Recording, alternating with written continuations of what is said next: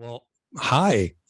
Welcome to another one of IronEdge's fantastic webisodes.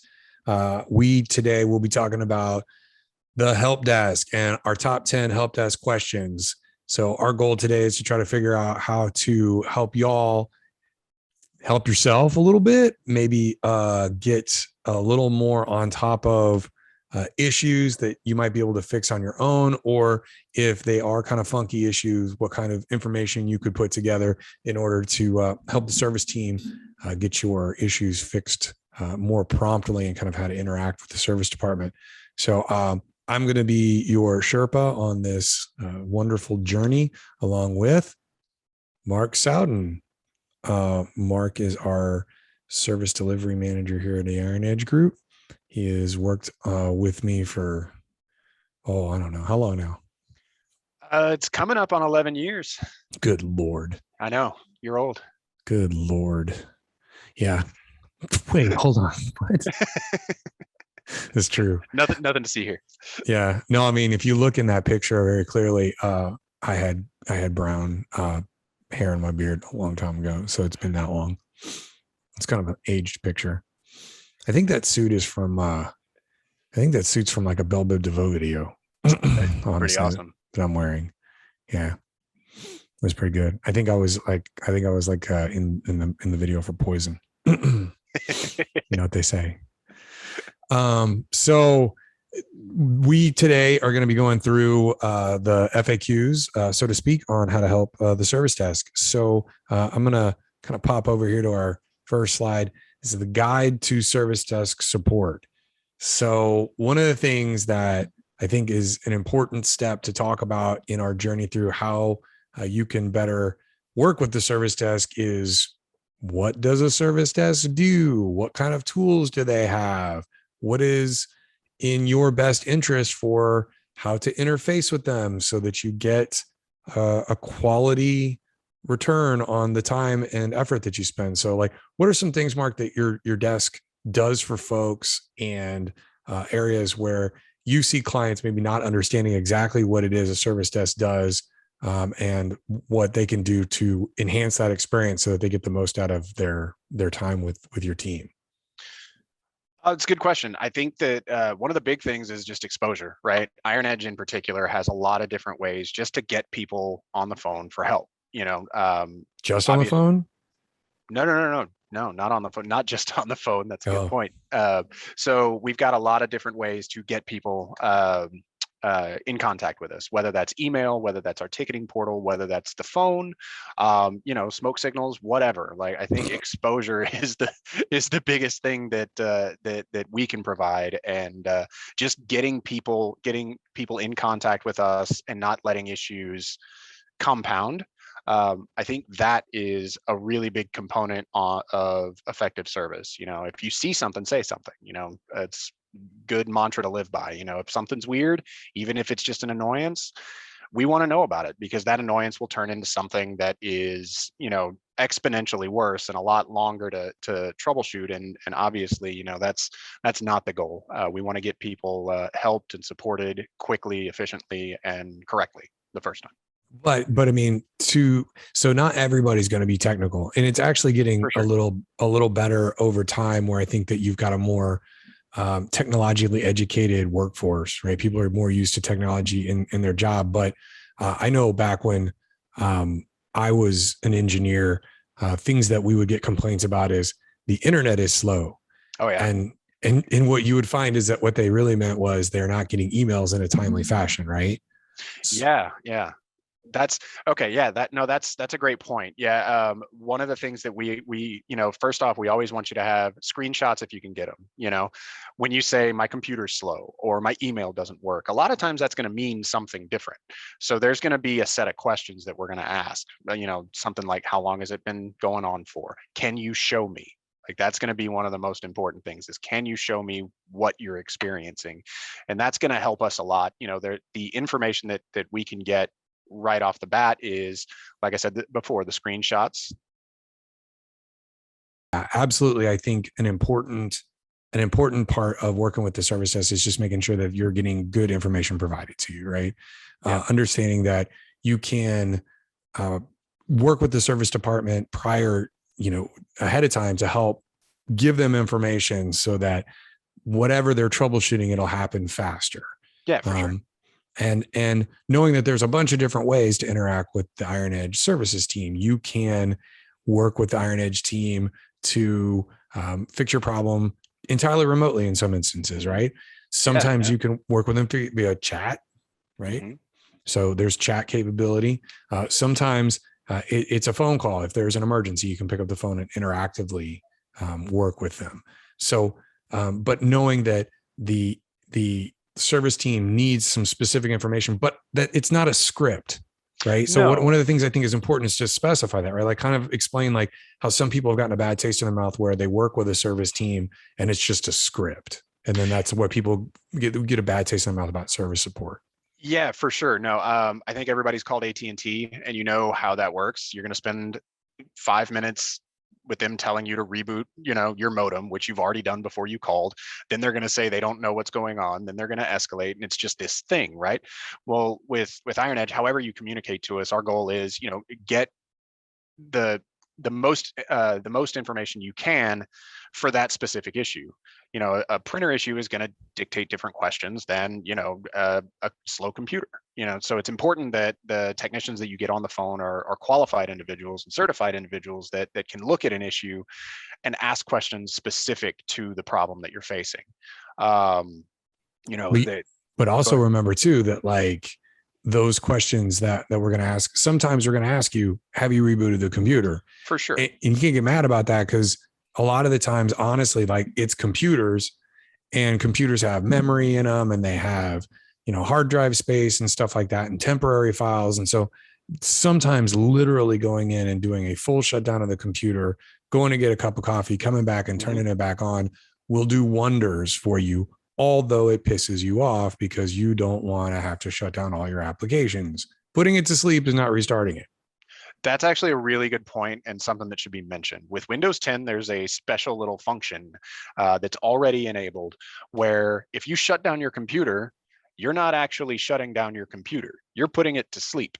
So a lot of people, they think that they're shutting down their computer and they're like, damn it, I've done this. Darn it, I've done this. And they basically just there's a communication gap and it's knowledge, and it's not something we would expect a user to know. A restart, however, will shut down and bring up your computer. So a lot of times when you're doing a restart as opposed to a shutdown, you'll have a lot better results. That's good to know. And the more you know, right? Yeah. Right. Knowing is half the battle. That's what Shipwreck used to say. Yeah, Joe, man. Yeah. Snake Eyes, but Snake Eyes didn't talk. He just we've had a dog. We've had a Poison reference and a G.I. Joe reference. There are going to be 4 people that watch this that know what we're talking about. I am all here for the pop cultural references in our videos. So just as everybody understands, right? Our teams on most qualified service desks are going to ask you a few questions. It might be some stuff you've already done. Please don't get frustrated. Just answer affirmatively. We'll take your word for it. We'll be like, cool. Don't. I'm gonna put this out here. I know that sometimes you may not think a restart of the computer or a service is going to fix your problem. That's cool. I get it. Don't, I guess lie is the wrong word because I don't want to use that word, but like, don't dance around the truth with the service desk. Don't be like, I totally did that when you didn't do it, because if that's actually what fixes the problem, it's like they go down the road of troubleshooting stuff and then they find out that it's just like a memory leak and you could have just solved the problem by restarting it. Like, that's going to suck for you and for them. So I encourage you to be as honest as possible, right? What were you doing before this happened? If you were on a website you shouldn't have been on, you should probably tell them. Yep. I'm just putting that out there. I think that's a really good point. Nobody wins, right? Nobody wants. I mean, I could think of a couple of users, that love to call us because we're that good. But for the most part, we are a means to an end. We want to make sure that a user calls us, what they're dealing with, what they're experiencing, we're in front of, and we're able to help them as quickly as possible. So I'll say this too. I don't know is an acceptable answer. Like, I don't know when this started. That's okay. We can work around that and adjust our questions. We don't necessarily expect you to know everything, but what there are going to be questions that, like the when did it start? That's a great question. And overall, you may have an idea of when it started, but Did you recently drop your computer? Have you been on a website you probably shouldn't have been on? Right? Did you just install an application that wasn't approved by your administrator? Should we tell everybody we already know the answer to most of those questions? We do. We do. It's mostly like when the FBI asks you a question and they're like, so yesterday at 3:00, were you out and about? If you were out and about, you should probably be like, yep, because that's the question they're asking. We just want to know specifically what you know so that it can help us fix it. Sometimes we don't really know, but there's logs and information in all the computers. And so we're eventually going to find out. It's not our job to snitch on people or anything. If you were doing something you shouldn't have, or you made a mistake, that happens. But in order for us to fix the problem, get you working again, so it doesn't escalate into you're offline for 8, 9, 10 hours while we're trying to clean up your computer, so then it becomes a thing we have to report to your boss, we would strongly encourage you to just tell us what happened so we can get it fixed. Yep. Pretty fair. Absolutely.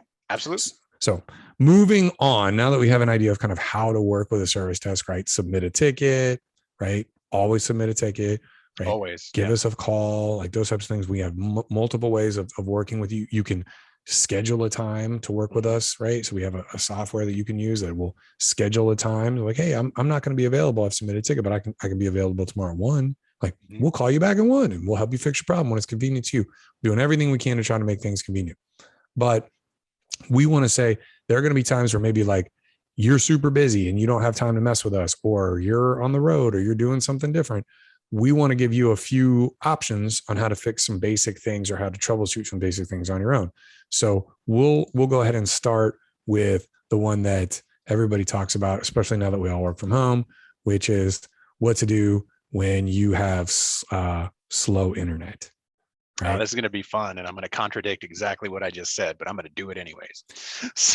So talk about troubleshooting slow internet. Yeah. So, I mean, you got a couple of problems. Believe it or not, save the immediate call to your ISP, reboot your modem and router, reboot that stuff. And when I say reboot it, don't just plug it in and unplug it and plug it right back in right after. Give it You mean unplug as in like take the power out of the back of it. So if you're at home and you can do this, like we do not recommend that if you're like, let's say working in like a 4 or 5 person office, that you just walk back to the router and unplug it, right? Because your internet's slow. Like that's a terrible idea. Yes, this is for those people that are working from home. But either way, right? If you're working in an office and you've got slow internet, reboot your computer. If it's still slow, we can help you out with that. But there are some places you can go. First off, to find out if your internet is slow, right? We'll start there. There's a site named speedtest.net. You can actually Google find my internet speed. You'll hit some reputable spots right up top. Check that first. I would say, depending on your workload, nowadays they'll tell you anything 100 meg or lower is slow internet. But the truth is a lot of people don't have access to that. So I think 25 meg, stuff like that, depending on what you're doing, that's should be acceptable, but there are going to be some factors. But if you're at home, absolutely power cycle your modem. Give it 30 seconds to a minute, let it refresh, let it come back up. Hardwire your modem. Like if you can plug directly in with a cable to your modem, you're always going to get faster internet. We've had people that I know that have been working from home. Their spouse works from home. Sometimes their kids are home for the day on, video or on the internet. And when you have that much load on your wireless inside your house, that'll slow you down pretty dramatically. It's funny also, a lot of those those are considerations. The one thing that I fight at home with my family is, we've got the 2.4 gigahertz connection and we've got the 5 gigahertz. Well, my wife thinks 5 gigahertz, must be faster, right? Those are proximity settings. So it's really important to understand it may be better for you to have a 2.4 gigahertz connection than a 5 gigahertz. So even toggling between those two, if you happen to have those at home, that's something to think about. If you're really close to your modem, don't use the 5 gigahertz, use the 2.4. It will help you with your response times. It's also true. And some of your devices in your house may not use it, right? So they're incapable. A lot of IoT, Internet of Things devices aren't capable of using 5 gigahertz. And so they'll act funny when you try to use them. So these are just easy things that I think you could pick. We've got quite a few, so I want to move on, but those are some good things. For sure. Check your speed, right? make sure that you're connected. If you can hardwire in, hardwire in. If you're at an office, definitely restart your computer first in Yes, order to start to troubleshoot slow internet. And 100%. if you're online, if you're on Wi-Fi, maybe see if you can hardwire in if that's possible, or if you're far away from an access point, like, move in closer and that sort of thing. For sure. So the next thing that we want to look at is troubleshooting slow computers, right? So like one of the things that I notice is I've become that user. So I leave my computer on all the time unless I'm forced to restart it after patching. And I keep a lot of tabs open, and then I open like Power BI, and I open PowerPoints, and then I open like a bunch of Word documents, and I have all this stuff open, and all of a sudden my computer starts to act all weird when I get on a Teams call, and I get all mad, but like I refuse to restart it. So I start like closing programs, and then my computer starts to act all funny, and then I have to restart it anyway because I'm the worst. You're not the worst, man. I do the same thing. Everybody, that people in the technical field are always, the hardest on their systems and all that fun stuff. But yeah, I mean, first things first is, start with the reboot. For sure, you may have updates pending, and that will bog down your system, right? You may have something else running in the background that's just gone hog wild, like Google Chrome. If you're like me, you've got 50 open tabs because you pretend that you're the most productive person in the world, but usually it's just like, I'm lazy and didn't do this. So or I'm going to circle back to that thing I opened up later, and then it's like 3 weeks later and that tab's still open, and you're like, I don't even like this type of like food that I was looking at. How did we get here? No, absolutely. So yeah, I mean, just it's the hygiene of the whole situation, right? Reboot your computer just to make sure everything's closed out, memories flushed, all that good stuff. But then after that, some of the questions we ask are, most importantly, what is slow? Like, true, with so many cloud-based software that's out there now. A lot of the stuff may not be anything that's on your computer at all. It could be an issue with Office 365. I know we're going to get to SharePoint in a little bit, but there are a lot of different things. So take notes. It may not be your internet that's slow, right? Or it may not be Office that's slow, or Outlook that's slow. Start understanding what specifically is slow, and that's always a better place to start troubleshooting your issue. That's a good point. And a quick way to maybe understand whether or not a specific application or something is still on your computer is if you hit Control Alt Delete, it brings up the options to be able to click to the task manager. And if you have the ability to get to the task manager on a Windows machine, they have a beautiful graphical interface now that you can go and look, and you can see what's eating up your RAM, what's eating up your processor, what's eating up your disk, your internet. And so it'll give you a percentage of total. And if you start to see things where it's like 80-90% of your total memory, or 80-90% of your total CPU or processing speed, like if you start to see those things by one application, I would recommend trying to close the application normally, like go in and like close it down to see if maybe, it's got hung up on a temp file or something like that. And if that doesn't work, you can go into the task manager and right click on whatever it is and say in task, and you can kill it. Doing that's going to maybe lose data. If it's in the app, like on Word or Excel or a document that's open, you're going to probably lose data for that particular document that you have open. But if you're trying to get to something, or you're trying to keep your computer online, like let's say you're trying to desperately get into a presentation meeting or something, and it's all acting weird, and it turns out that Word's just chewing up a bunch of processor, you can end the task yourself. You don't need to call the service desk for that. Kill the task for Word or Excel, or one of those basic applications that you're familiar with, and hopefully that'll free up enough of the computer's resources that'll give you a chance to do your work until you can properly shut down, and then see if you can reopen the application and deal with the problem.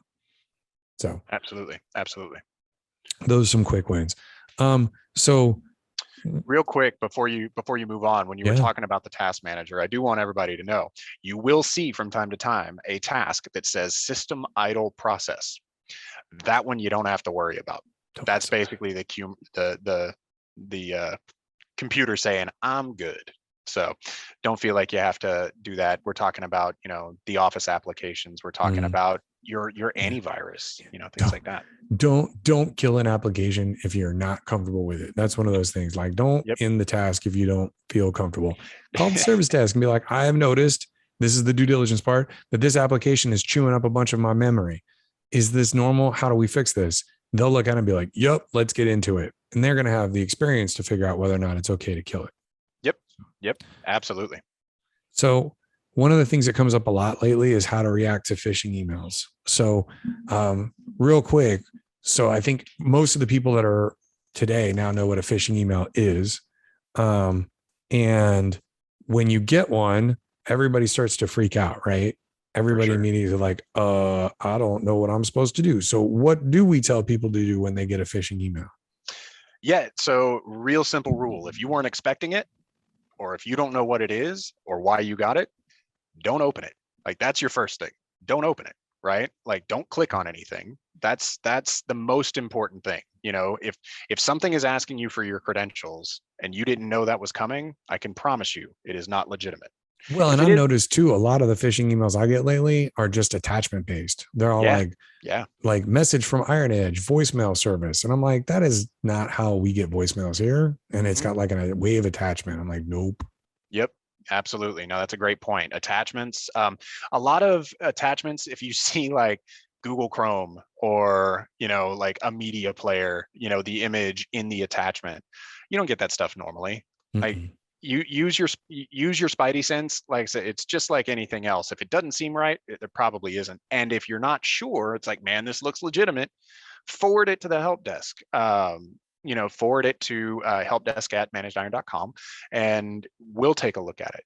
And then what we do is we do our magic in the background, and we see exactly what IP address that came from. Did it come from the right place? And if it didn't, we're going to block it. Now that's not going to protect, that's not an end all be all, because there are a lot of IP addresses out there, and there are a lot of bad people out there that are trying to phish good people like, who we're talking to. But it's going to happen. But if you're not sure, send it to us, call us, And the other thing with phishing emails too, like I know sometimes you'll like wind up getting like on some sort of list. I know it feels good to go around and hit unsubscribe inside the email, but even that's like something you shouldn't be doing. Just right click on it, say send to junk, and say send all from this to junk, and let your mail system handle that. Don't try to go unsubscribe. If you're positive that you don't want to be on the the J. Crew catalog mailers anymore, well, then go to the website and see if you can find a way of like turning off and unsubscribing from their website, but don't do it through email messages you get, because when you click on unsubscribe, we've seen that deliver a malicious payload to our clients and harvest their credentials. So we would recommend that for any sort of phishing emails, you delete them or send them to junk mail. And if you have any concern about them being systemic within your organization, if it looks like it's something more nefarious than somebody just trying to trick you, if it looks like it's coming from a coworker or from a vendor or partner that you work with on a regular basis, if it looks like they have more specific information about you or your organization instead of just some random email, please send that to the service desk so the service desk can take a look at it and be on top of it, because that's kind of important. And and I'll close with this.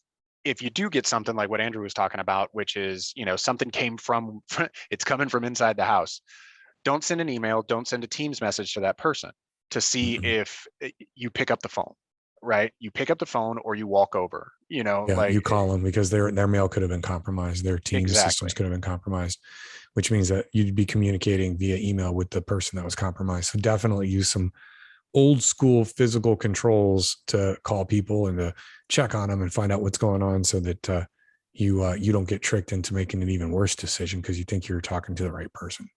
Yep. Absolutely good. So that brings us to another security thing that goes on, right?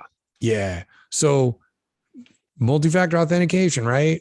Should I be setting it up? How do I do it? Like if I want to turn it on and I don't want to enter a service desk ticket, or how does it work and I don't want to enter a service desk ticket, or like what goes on with multi-factor? How does that work on the service desk?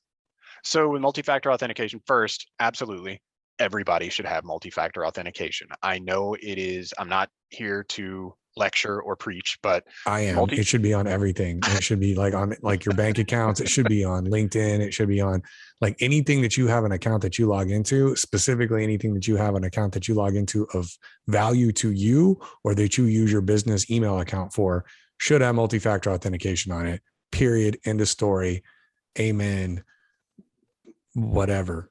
And yeah, and I would say if your organization doesn't have multi-factor authentication, reach out to us. I can promise you it's at the front of our minds, and we are eager to help you get safe. But as far as like configuring and setting up multi-factor authentication, depending on the application, we'll use Office as a standard. It's really easy. You go over to your profile. There will be a little thing at the top right-hand corner of your screen when you log into office.com, and you can actually choose your methods that you want to be notified. I don't recommend a phone call. It's antiquated, and they're going to deprecate that fully eventually.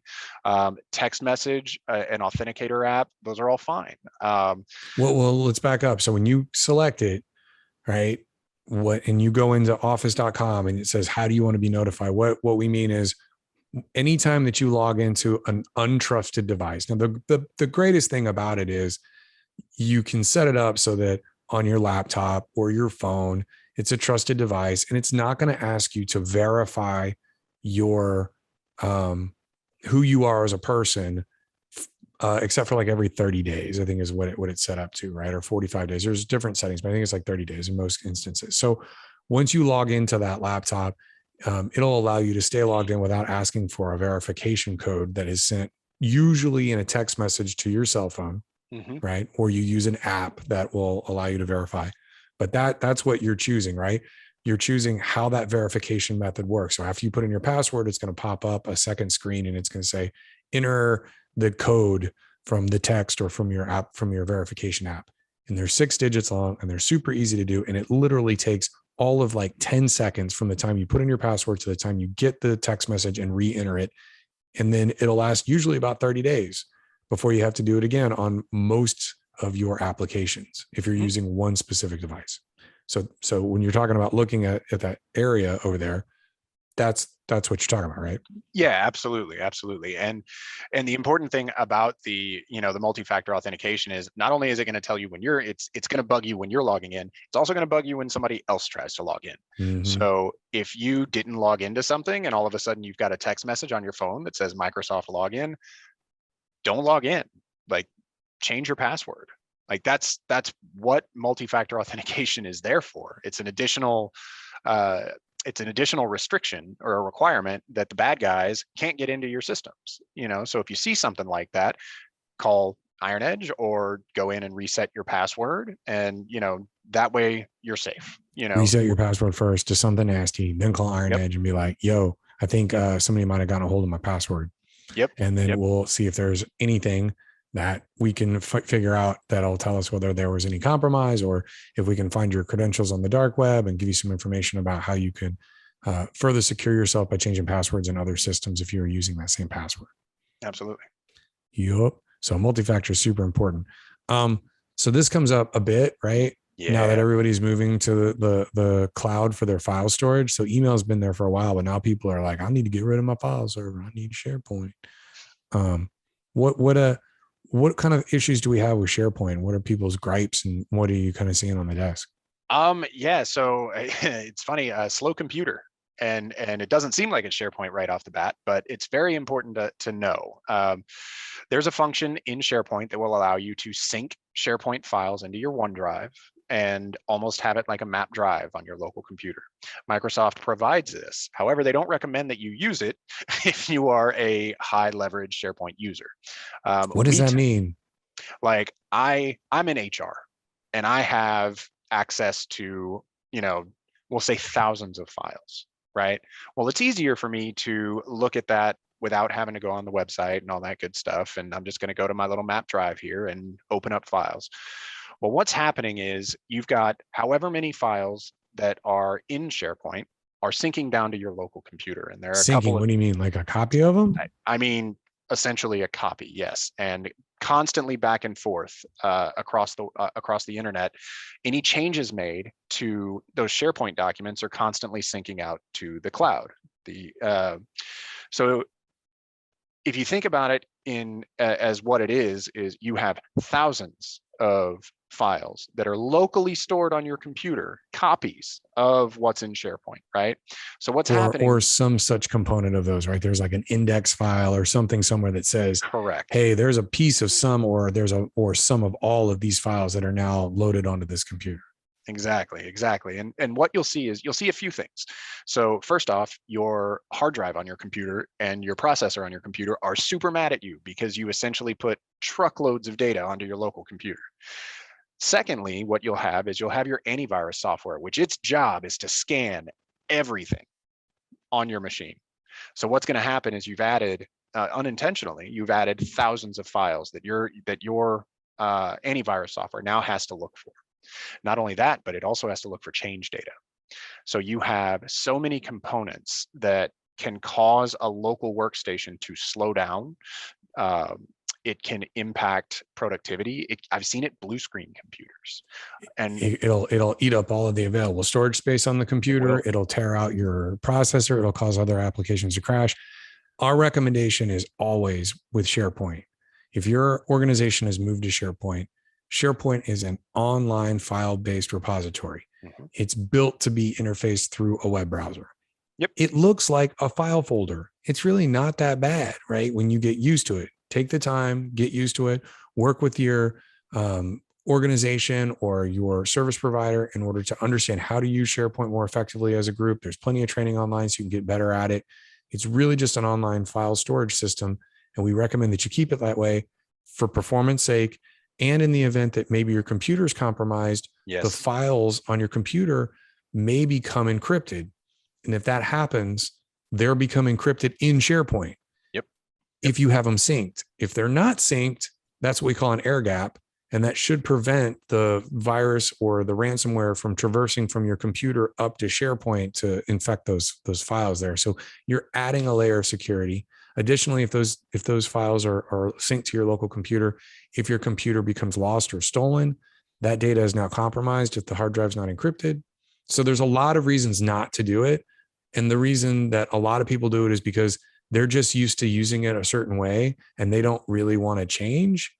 Right. That's oversimplifying it. There are times where people are like, well, yeah, we have a certain workflow and we have to use it in order to move files back. Like there are things that may be a legitimate reason, but for the most part, it's that people don't like change, which I get. Right. Yeah, but for sure. In this instance, it really is, it's available as a legacy option from that Microsoft provided in order to keep their user base happy. But the system was never designed to be used this way. And we strongly encourage you not to do it because it's going to break your computer, basically. Yeah. Absolutely. No, that's 100% accurate. Use the web portal, get used to it. As far as just like what you were saying, Andrew, there's a lot of resources out there. I think we may even have a few that we've posted, but how to traverse SharePoint and it really will, once you learn it, it'll make your life better.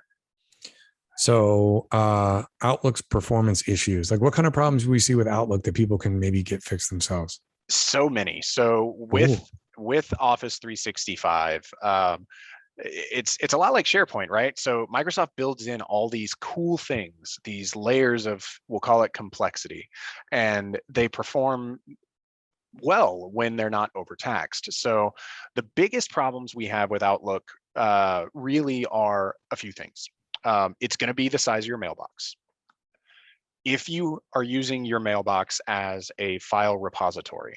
What does that mean? That means that what we were just talking about with SharePoint, instead of using SharePoint, you're using all of your attachments, all of your file data is living in Outlook, right? Like all those PDFs you get, all of that stuff, right? And just using that and compounding it over time, that's going to slow your mailbox down. Microsoft used to recommend a 50 gig mailbox before you needed to start trimming things, right? That number has gone down recently to right around 10 gig. Right? Really?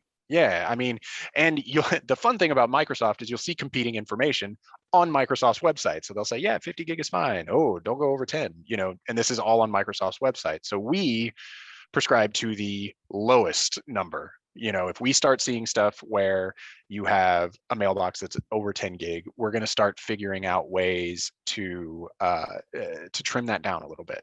And there's a lot of different things. I won't get into the technical details, but there's a few things the users can do. Keep in mind, your deleted items are not part of your working day. If something's, do not use your deleted items as a file system, because for two reasons. One, a lot of stuff goes in there and you forget about it, right?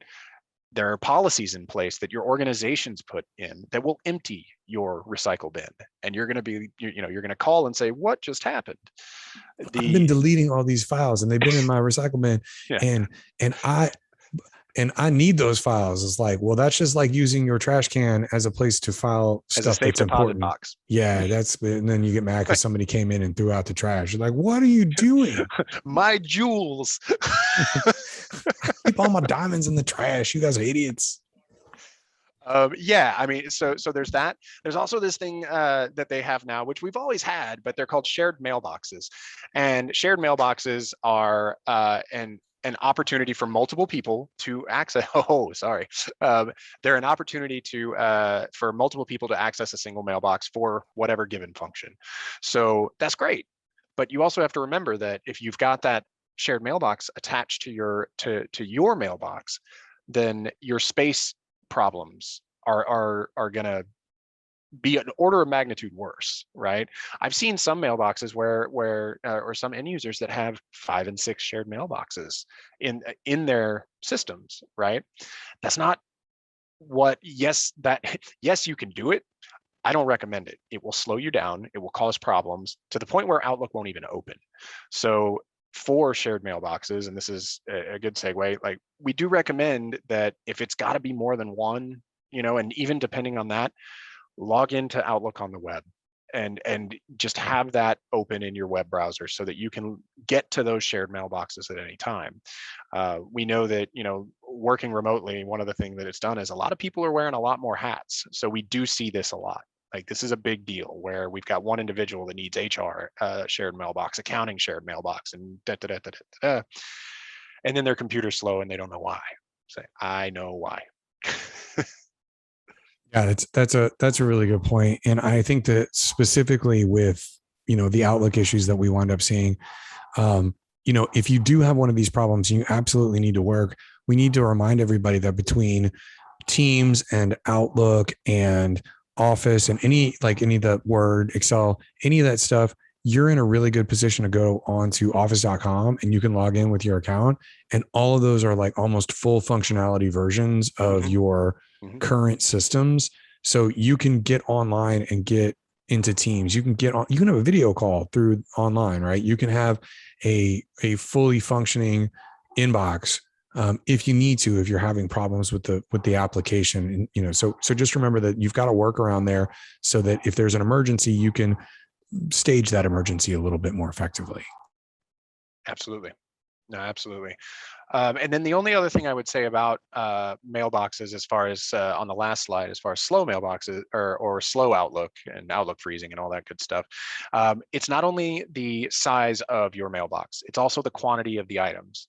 So they have items restrictions, and I can't remember off the top of my head, but if you have 100 and some odd thousand items in your mailbox, but they're all very small text files and things like that, that still can potentially cause performance issues.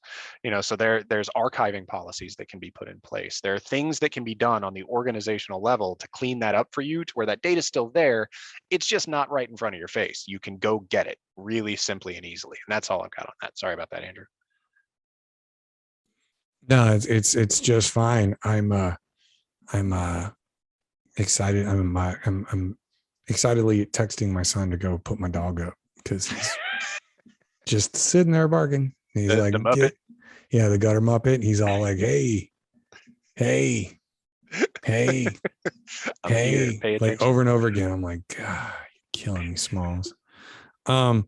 So something else that we see a lot of that I think would help a lot of organizations that we potentially should be talking about is when you're on Microsoft Teams, there's some functionality there that I think is important.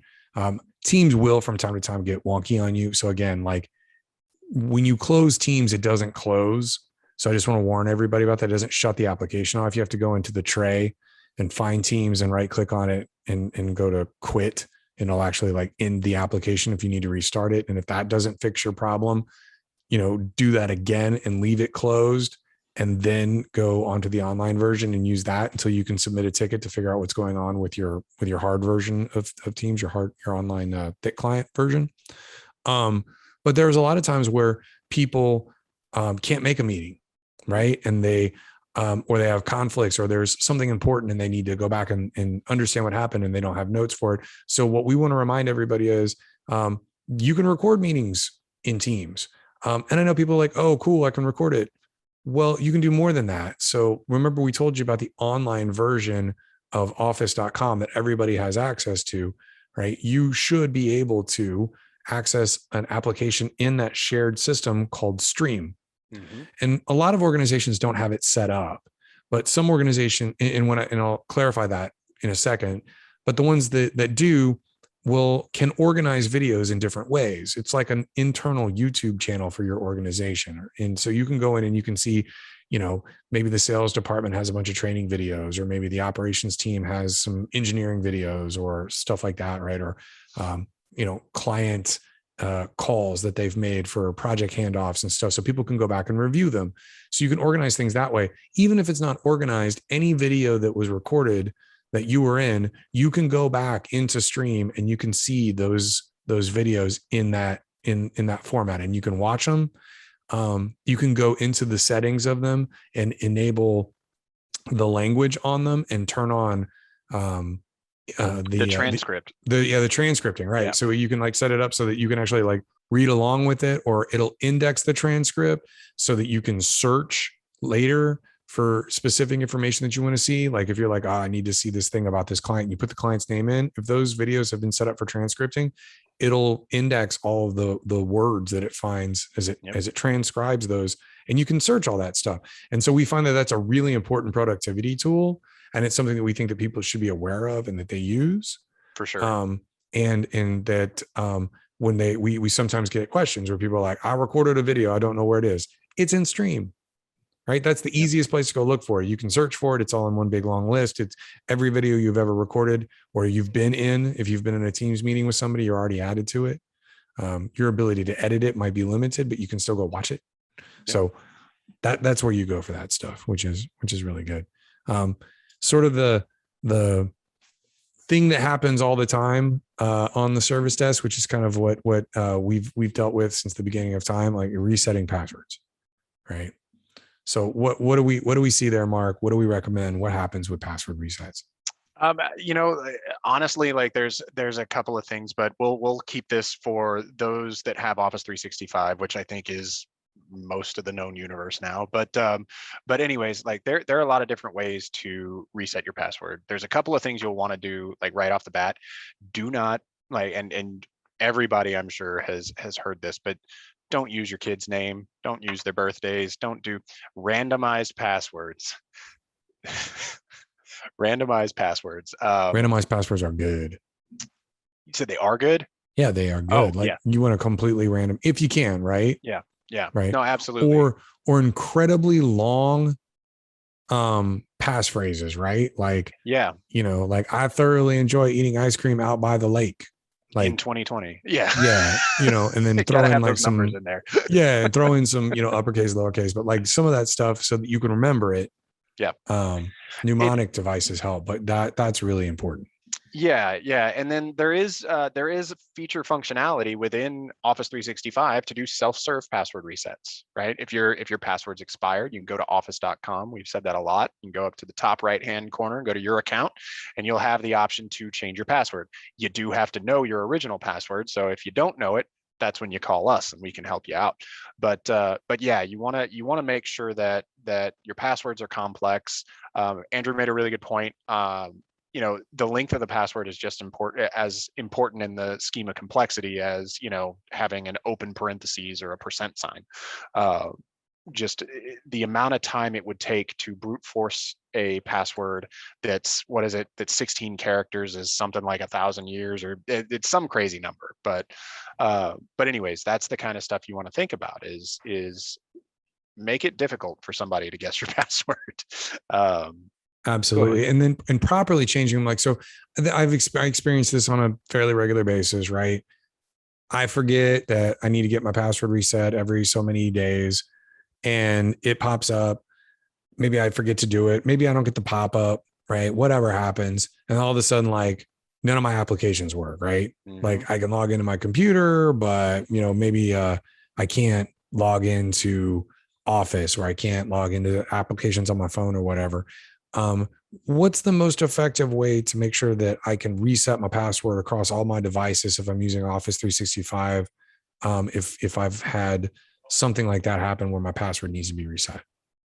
I mean, you'll go to office.com, right? As long Mhm. as you can log in, you're not going to get locked out, right? You're going to get that message. It'll, it's likely going to tell you need to change your password, right? That's going to be the easiest way for you to do it.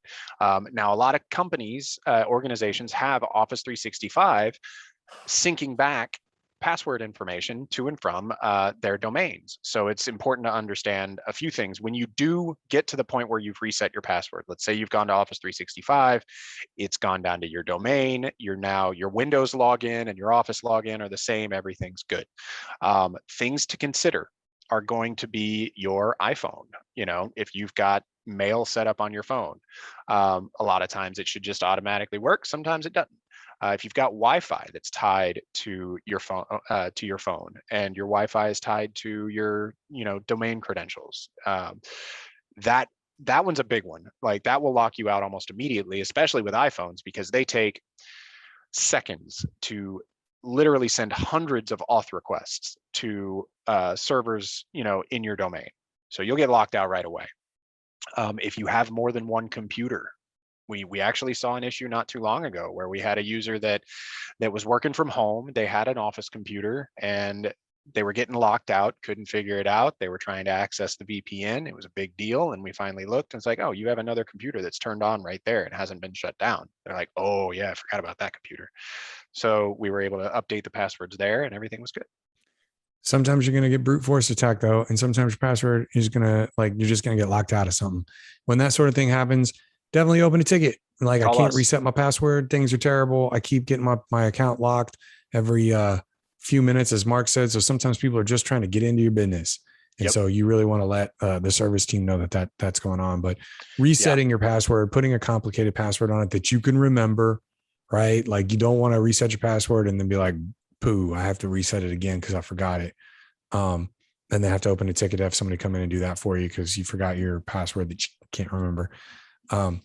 Those are all like super important things that will help you stay productive and keep you from having to open tickets if possible. So I think we covered like a lot of ground. Was there anything you wanted to kind of follow up on and just kind of make sure that everybody was aware of, about working with the service team or, how to interact with them or what they could do to make their experience more pleasurable? I mean, honestly, the big thing is just reaching out to us, right? Like, don't let something fester. If something's broken, let us know right away because eventually it will compound. Like that's the most important thing. And I know it's not easy. Sometimes it's just a matter of getting it out of your head. Just shoot us an email. It's like, this is broken. I don't have time to deal with it. Okay, cool. We have the ticket. We'll schedule something with you when it's convenient for you. But the important thing is you're getting the help you need, right? So you can go about your day. Some other things, when you do take that step and you call, email, submit a ticket through the portal, all that stuff, when we go through the troubleshooting steps, we're going to spend what we feel like is an appropriate amount of time addressing that issue. Sometimes, and this is important, sometimes the answer is to blow it all up. And the answer is to reload your operating system. Those are things that obviously it's last resort, but those are things that do happen. So it's important to kind of understand that and make sure that you're aware. We don't want to keep you for 8 hours. Sometimes a 2-hour resolution is okay. But yeah, I mean, I could go on for hours and probably will Well, if you don't stop me. well, no, just remember too, we offer a lot of options to get Yeah. support, chat, email, callback, whatever those are. But we also offer if it's an emergency, pick up the phone and go directly to a tech. Yeah. So, you've got something that's going on, you have an emergency, you need to get to somebody that can start troubleshooting. Go ahead and get that process started immediately.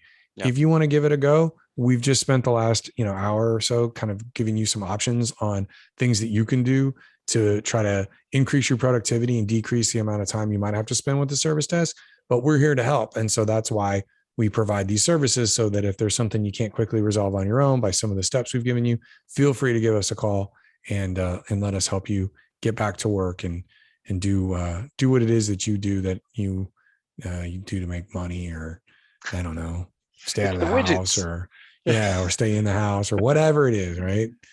But yeah, so that's it for us in this webisode. So we want to thank everybody who joined us, and we hope that you will continue to use IronEdge Group as your service and support provider.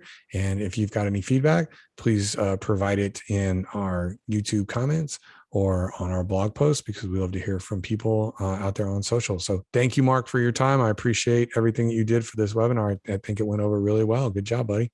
Thank you all. Okay. It was fun. All right. Well, we'll talk to you all soon. Thanks. Bye.